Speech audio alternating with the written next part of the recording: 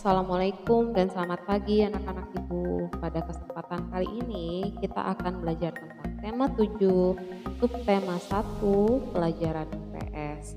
Disimak video pembelajarannya ya nak.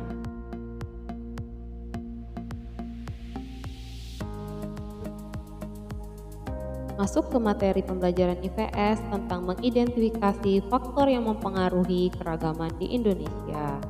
Keragaman yang ada di Indonesia dipengaruhi oleh agama, suku bangsa, dan bidang pekerjaan. Keragaman agama terjadi karena letak Indonesia yang cukup strategis. Dari segi suku bangsa, Indonesia merupakan negara kepulauan yang menyebabkan munculnya beragam suku di Indonesia.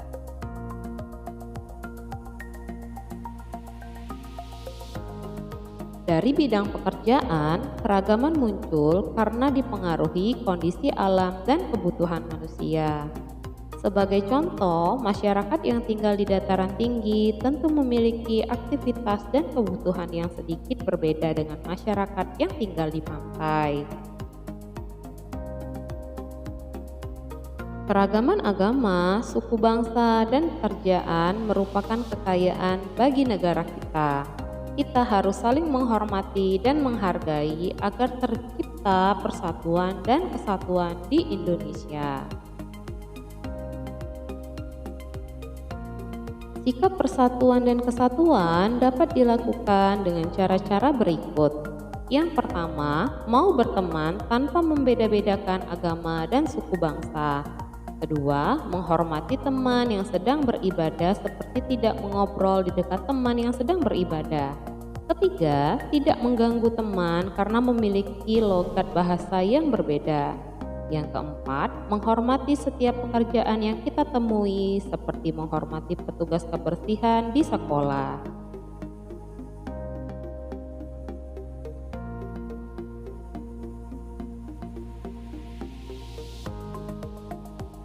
Berikut sikap menghargai keragaman suku yang ada di Indonesia. Yang pertama, menghormati orang yang berasal dari suku lain. Kedua, menerima perbedaan fisik setiap suku. Ketiga, merasa bangga pada semua suku di Indonesia. Keempat, berteman tanpa membedakan asal-usul suku bangsa.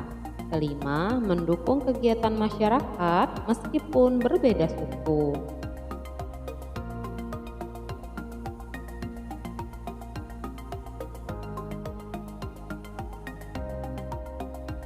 Menjelaskan cara melestarikan bahasa daerah. Manusia merupakan makhluk sosial yang membutuhkan orang lain.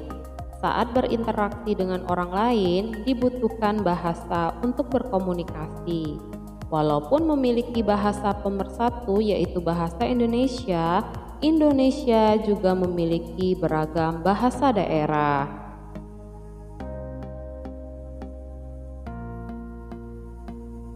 Keragaman bahasa daerah merupakan kekayaan bangsa Indonesia yang kita banggakan dan lestarikan.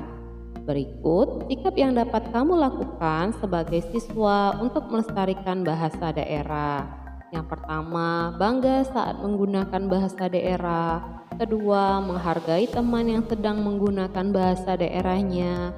Ketiga, mau mempelajari bahasa daerah lain. Keempat, tidak menghina bahasa daerah lain.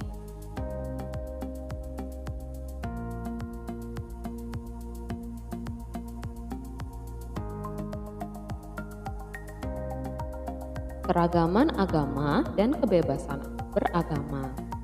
Kita sudah tahu agama yang diakui secara resmi di Indonesia. 6 agama tersebut yaitu Islam, Katolik, Kristen, Hindu, Buddha, dan Konghucu. Pemeluk agama memiliki hak untuk memeluk agamanya masing-masing. Setiap agama memiliki cara beribadah, kitab suci, dan tempat ibadah yang berbeda-beda. Berikut, Ibu akan menjelaskan 6 agama tersebut. Yang pertama adalah agama Islam. Kitab sucinya adalah Al-Quran. Tempat beribadah adalah masjid. Hari besar yang pertama adalah Isra Mi'raj Nabi Muhammad Sallallahu Alaihi Wasallam. Kedua, Hari Raya Idul Fitri, Hari Raya Idul Adha, Tahun Baru Hijriah, dan Maulud Nabi Muhammad Sallallahu Alaihi Wasallam.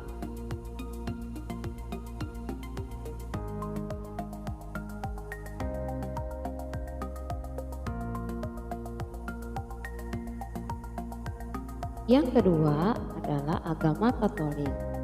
Kitab suci adalah Alkitab.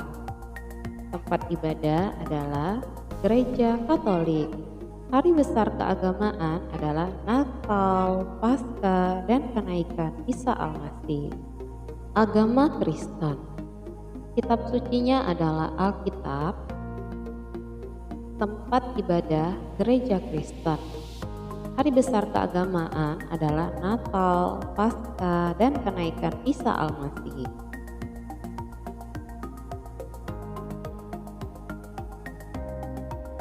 Agama Hindu.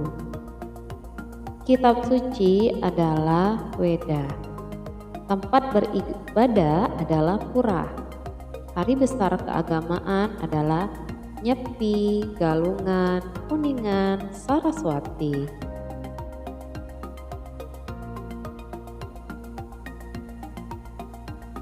Lanjut ke agama Buddha. Kitab suci adalah kitab Tripitaka.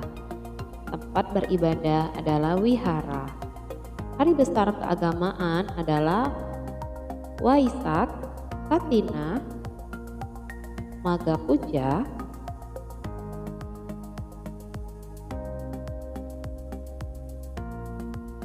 lanjut ke agama Konghucu.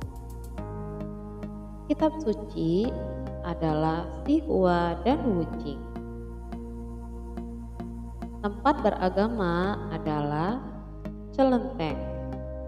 Hari besar keagamaan adalah Tahun Baru Imlek, Kong Ting Kong, Cap Gome, dan wafat Nabi Konghucu.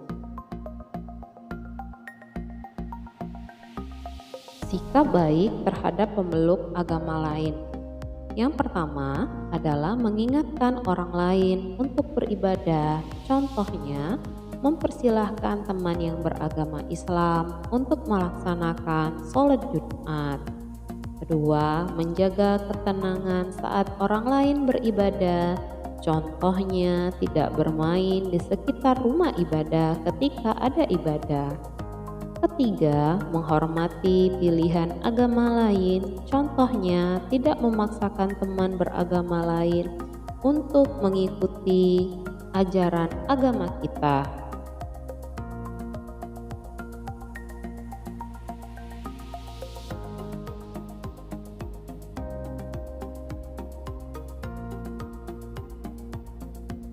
Yang keempat, menghormati tempat ibadah agama lain. Contohnya, tidak mencoret-coret dinding tempat ibadah. Dan yang kelima, menghormati upacara keagamaan yang dilakukan agama lain. Contohnya, tidak mengambil makanan persembahan atau memadamkan dupa. Baik anak-anak, itulah materi pelajaran pada hari ini. Silahkan untuk tugas latihan dibuka buku paket Erlangga, tema 7, halaman 44. Silahkan mengerjakan nomor 1 sampai nomor 4. Jangan lupa setiap mengerjakan latihan dibuat tanggal pengerjaannya.